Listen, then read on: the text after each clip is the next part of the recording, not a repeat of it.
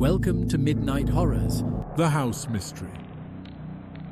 When I landed a summer job at a local carnival in downtown Los Angeles, I was just looking for some extra cash before my senior year of college started in the fall. The carnival had the usual attractions, rides, games, and food stands, but its main attraction was the funhouse, which doubled as a haunted house after dark. Unlike the temporary structures at most carnivals, this one was a solid building that had once been a grand mansion, now repurposed for thrills and chills. I had grown up in a small town on the outskirts of Los Angeles, not far from where the carnival was held every year. As a child, I often heard tales about the old mansion that now housed the funhouse. The mansion was a relic from a bygone era, shrouded in mystery and local legend. It was said to have been built by a reclusive millionaire in the early 1900s. Some people claimed it was haunted, while others spoke of secret passages and hidden rooms. My friends and I would dare each other to sneak onto the grounds, but none of us ever got past the rusted iron gates. The mansion stood on a hill, its tall, imposing structure visible from almost anywhere in town. Its once grand facade was now covered in ivy, and the windows were dark and foreboding. Even in broad daylight, the house exuded an eerie atmosphere. Despite its ominous appearance, the mansion was a constant source of fascination for me. I remember riding my bike past it, wondering what secrets it held within its walls. When I heard that the mansion had been converted into a funhouse for the carnival, I was both excited and curious. It seemed like the perfect job for the summer, a chance to finally step inside the mysterious house that had captured my imagination as a child. Little did I know, my summer job would turn into a chilling adventure that would answer some of my questions about the mansion's dark history and raise even more. Assigned to manage the funhouse, I quickly settled into my role. At first, everything seemed straightforward. Guide the guests in, ensure they have a fun and safe time, and observe them leave. But then I started noticing odd things. It began with small discrepancies. I'd count a dozen people entering, but only 11 would emerge. At first, I chalked it up to miscounting. However, as the days passed, the numbers just didn't add up. 7 went in, 6 came out, 10 went in, 9 came out. Was I going crazy? Something was off, and I couldn't ignore it much longer. One particularly busy afternoon, a blonde girl caught my eye as she walked up to the funhouse. She was drop-dead gorgeous and almost seemed out of place amidst the childlike atmosphere. She couldn't have been more than a few years older than me. I genuinely had to do a double take. I'm not a weird guy by any means, but I couldn't help but lock eyes with her for a few seconds. She smiled, handed me her ticket, and I directed her into the attraction. After she disappeared into the darkness, I went back to my duties. Time ticked by, and I watched attentively as people entered and exited, sometimes asking me questions and whatnot. Admittedly, I was paying a little more attention to the guests that night, as I wanted to see that girl as she left and maybe work up the courage to talk to her. Pretty soon, I started picking up on the fact that groups of people who had entered after her were beginning to emerge. A few more minutes passed, and I started getting worried.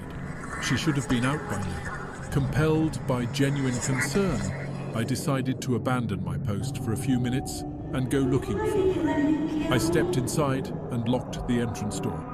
I began investigating, navigating the dimly lit rooms and narrow corridors. I moved through the house until I came across something I had noticed during my initial walk. A barely noticeable seam in the wall.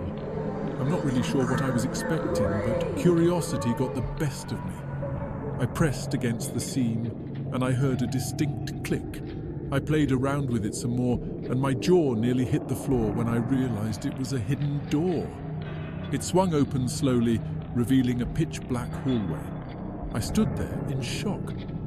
What in the world was this doing here? I was definitely going to have a long conversation with my boss about this.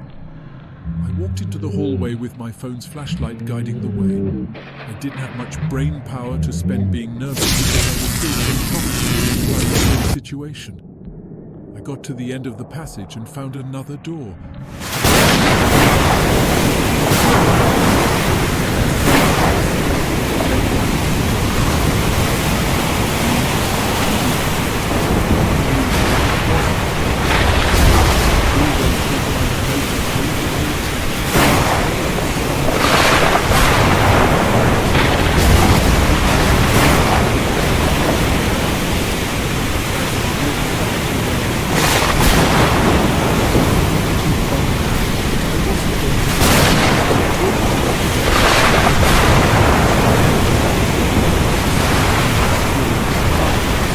Instead of returning to my post. I think a part of me just wanted a few extra minutes of this impromptu break I was taking. I walked through a couple more rooms, and that's when I noticed it. On one of the walls was another faint seam identical to the first one I had seen. I again played with it until it clicked and swung open. I could immediately tell this one was very different. The putrid smell was the first thing I noticed. More concerning, though, was the fact that there was no corridor in this one but a ladder that led downwards. I was more confused than anything. This door was on the ground floor, and I was told specifically that this place didn't have a basement. I debated climbing down, but I just felt awful about the prospect that the girl might be down there. So, against my instincts, I began the descent. The smell only got worse as I climbed down into the darkness. I was expecting to find a basement, but what I found instead was far, far worse. I got to the bottom and pulled out my phone's flashlight. I was frozen in shock. I was literally standing in a tunnel that extended into the darkness. There was literally no way that this was part of the house above. The rational part of my brain screamed to turn back and forget about it, but the mystery was too compelling. I ventured further, being careful not to make any noise. The walls were damp and the tunnel was completely silent. As I explored, my flashlight beam fell on something unexpected. A white, glittery purse was sitting in the middle of the corridor. I picked it up, turning it over in my hands. It looked familiar. And then it hit me. It was that girl's purse. I was sure of it. I started to panic. Was she really down here? I doubted there was any way a rational person could find this tunnel and not turn around, but the proof was literally in my hands. My mind started racing. Was she hurt? Lost? And then a more terrifying thought hit me. Was she alone? I didn't feel safe anymore, but I was in too deep. Violating every survival instinct I had, I yelled out into the tunnel for that girl. I waited. Nothing. I was just about to shout again when I heard the sound of rapid footsteps echoing through the tunnels. My first instinct was to run.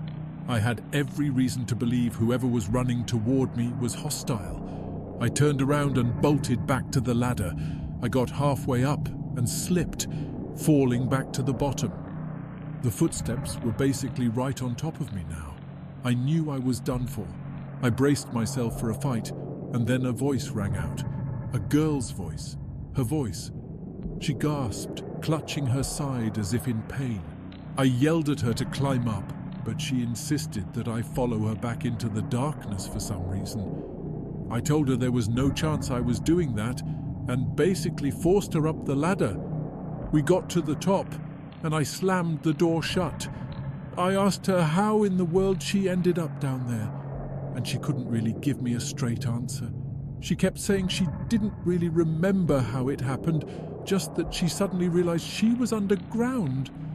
She said she started hearing things moving in the dark, and that there were voices calling to her. I didn't know how to process this. I asked her if someone had guided her down there, and she said she didn't remember.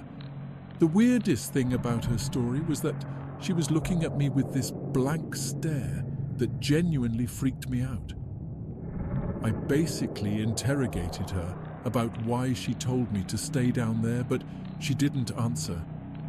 I had had enough. I wanted to get as far away from this person as possible. I called the police, but she opted to leave the fun house before they got there. I never saw her again. The police investigated, and what they found was actually insane. Apparently, this house had been some sort of safe house during Prohibition in the 1920s. As such, it had a bunch of secret passageways that led to a section of the underground Prohibition tunnels that hadn't been discovered. The owner claimed he had no idea about the house's history, but I was skeptical. I quit my job and got as far away from there as possible. I still have so many questions. Did the owner know about this? Was that girl almost kidnapped? Had someone knocked her out and taken her down there or something? Was she part of the whole thing? I feel like there's a number of explanations for what happened to me, but all of them are equally terrifying. The summer ended, and I returned to college, trying to put the eerie experience at the carnival behind me. Life moved on, but the memories of the hidden tunnels and the mysterious girl haunted me. Every so often, I would catch myself thinking about her blank stare and her insistence on staying in the tunnels. Months passed, and the incident became a distant memory. Then, one crisp autumn evening, I saw her again. I was at a coffee shop near campus studying for midterms when she walked in. She looked different, less ethereal and more grounded, but it was definitely her. I froze, my heart pounding in my chest. What was she doing here? Should I approach her? Before I could make up my mind, she noticed me. Her eyes widened in recognition, and she made her way over to my table. "Hey," she said softly, as if unsure of herself. "Do you remember me?" "Of course," I replied, trying to keep my voice steady. "You're the girl from the fun house." She nodded and sat down across from me. "I've been looking for you," she said, her voice barely above a whisper. "Why?" I asked, my curiosity and anxiety mixing in equal measure. She glanced around the coffee shop, then leaned in closer. "I need to explain what happened that night." My mind raced with questions, but I stayed silent, waiting for her to continue. "My name is Emily," she began, "and I owe you an apology. That night at the funhouse, I wasn't entirely honest with you." I nodded, urging her to go on. "I remember everything," she said, her voice trembling slightly. "I wasn't lost. I was looking for something that was hidden in those tunnels." "What were you looking for?" I asked, my curiosity piqued. Emily hesitated, then took a deep breath. "There's a long history tied to that mansion, one that involves my family. My great-grandfather was the millionaire who built it. During Prohibition, he was deeply involved in the underground alcohol trade. The tunnels beneath the house were used to smuggle liquor. When the authorities finally caught on, my great-grandfather hid something valuable down there. Something my family has been trying to recover for generations." I stared at her, trying to process what she was saying. "What is it?" I asked. "What's so valuable that it's worth risking your life for?" Emily glanced around again, then reached into her bag and pulled out an old yellowed map. "This," she said, laying it out on the table. "This is what I was looking for that night." I leaned in to examine the map. It was a detailed blueprint of the mansion and the tunnels beneath it, marked with cryptic symbols and notes in the margins. "My great-grandfather was paranoid," Emily explained. "He didn't trust anyone, not even his own family. He created this map to ensure that only someone who knew the code could find the treasure." I looked up at her. "And you think you've figured it out?" Emily nodded. "I've spent years studying this map. I think I'm close, but I need help. That night, when you found me, I was closer than I've ever been. But I panicked. I wasn't expecting anyone to find me down there." "Why did you want me to stay?" I asked, remembering her strange insistence. I thought you might be able to help me," she admitted, "but I didn't want to put you in danger." I sat back, taking it all in. So what now? Emily looked at me, determination in her eyes. I'm going back, she said, and I need you to come with me. You know those tunnels better than anyone else now.